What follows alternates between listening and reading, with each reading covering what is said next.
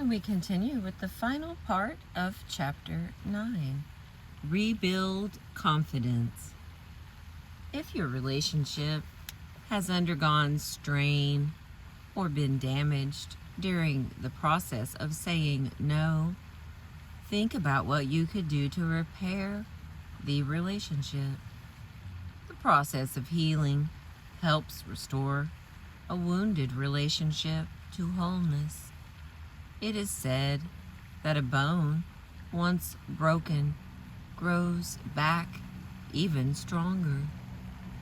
That is the possibility to work towards.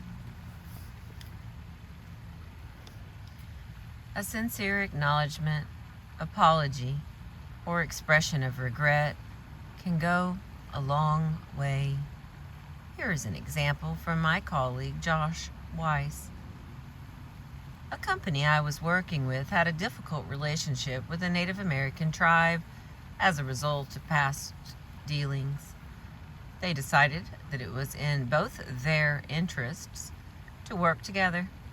The company came up with a proposal that they thought was very generous. The tribe promptly rejected it without explanation. Needless to say, the people at the company were puzzled. We probed this during the training session, and I asked about their past relationship. A company official explained that the tribe had felt mistreated. I asked if the company had included any language simply acknowledging that the relationship in the past had been one the company regretted. They said no, but would include the language to see what would happen. They reported to me a month later that the agreement had been accepted as a result of the new language.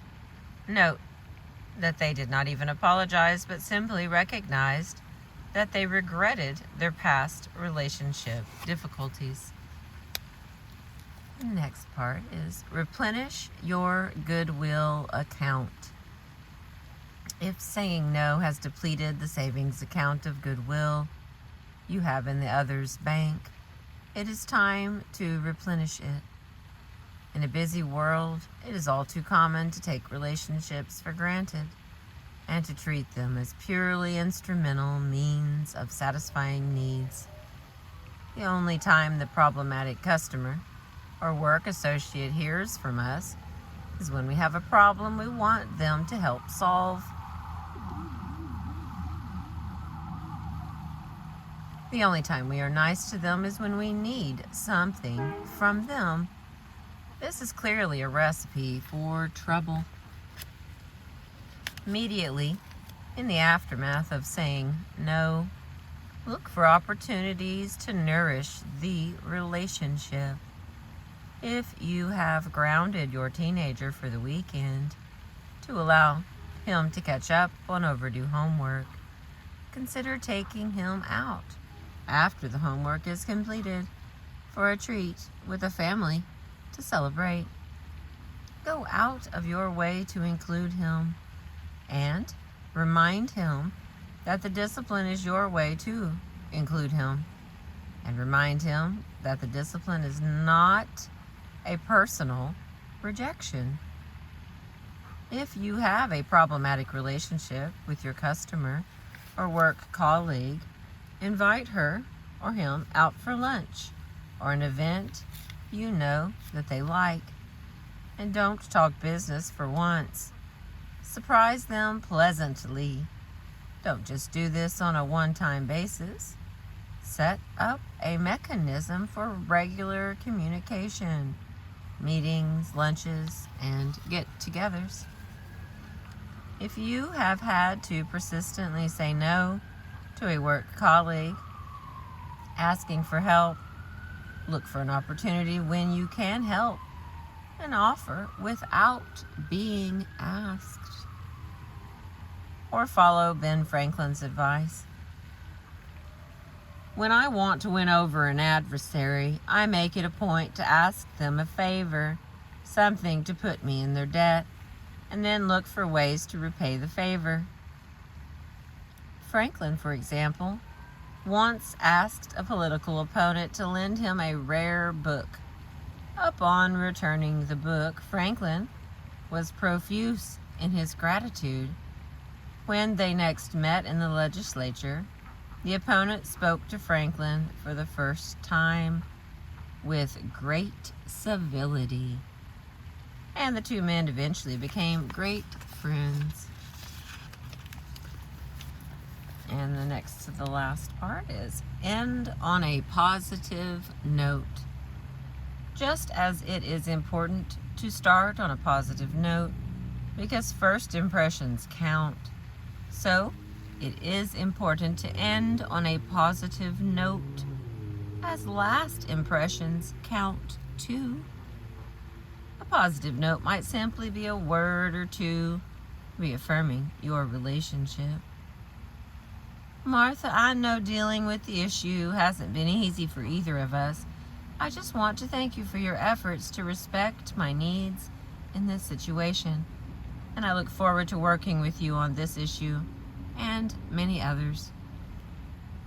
In other words, acknowledge the truth of the difficulties, thank the person, and focus on a positive future.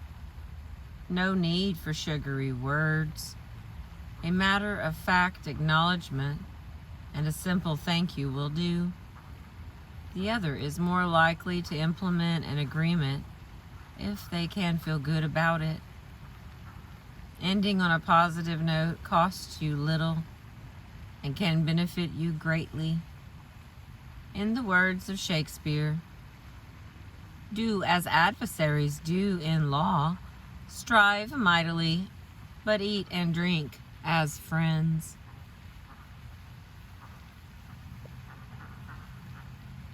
As a gesture of respect, after a long political struggle for civil rights, Mahatma Gandhi sent his indomitable adversary, Prime Minister Jan Smuts of South Africa, a pair of sandals he had made in prison, where Smuts had sent him. Smuts came to wear them every summer, proudly. On the occasion of Gandhi's 70th birthday, Smuts returned the sandals to Gandhi with a note saying, I feel that I am not worthy to stand in the shoes of so great a man. In saying no, Gandhi had not only gotten to yes with a tough political enemy, he had turned that enemy into a friend and admirer. And the final paragraph of chapter 9 from the chapter Negotiate to Yes and the book The Power of a Positive No. Say no and still get to yes. The last step in the process, negotiating to yes, brings you to yes. You begin the journey by saying yes to your core interests, and now you end the journey helping the others say yes to an outcome that meets those interests. The key lies in building a golden bridge, making it easier for the other to say yes to agreement and yes to a healthier relationship. I'm going to add the conclusion in the next video, but thank you for enjoying and listening to this book with me. I appreciate you. I hope that you've gotten something out of it, an easier way to say yes or no with exclamation points and question marks. Thank you for letting me read my books to you. I appreciate you.